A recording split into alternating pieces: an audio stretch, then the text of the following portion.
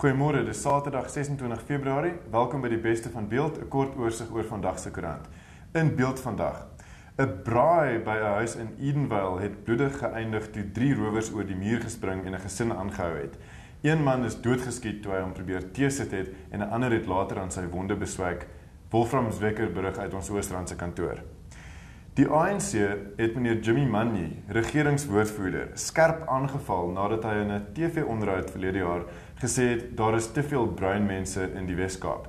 Manyi het intussen om verskoning gevra en die ANC het hom van sy opmerkings gedistansieer, berig Vilda Esop uit Kaapstad.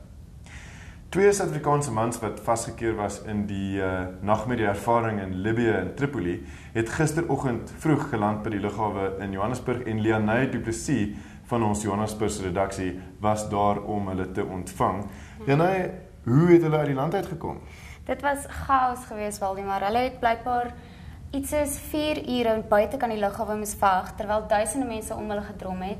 Die weermag het die mense met gordels geslaan. Hulle het hulle met skokstokke geskok en hulle het met AK-47's in die lug opgeskiet om die mense te probeer verwilder. En wat sê die 2 Suid-Afrikaanse mans oor die situasie in Tripoli? Hoe gaan dit daar? Nou, hulle sê dis chaos. Hulle sê dat dis volskaalse oorlog en blykbaar het die mense die polisiekantore afgebrand en hulle het nou wapens gesteel. So die anti-Gaddafi mense skiet nou op die pro-Gaddafi mense en dit is net dis volskaalse oorlog. Dis 'n burgeroorlog wat nou basies daar uitgebreek het.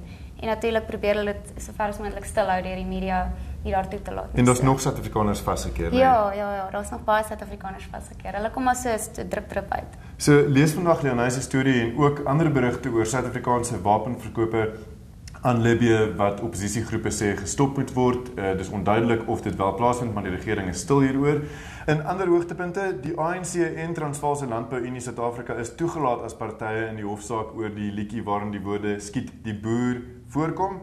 En Ryds 4, die Ryds 4 en die werkers wat hulle verneder het in 'n omstrede rassevideo het gister in Bloemfontein ontmoet. Lees ons berig van ons susterskoerant Volksblad. Lekker lees.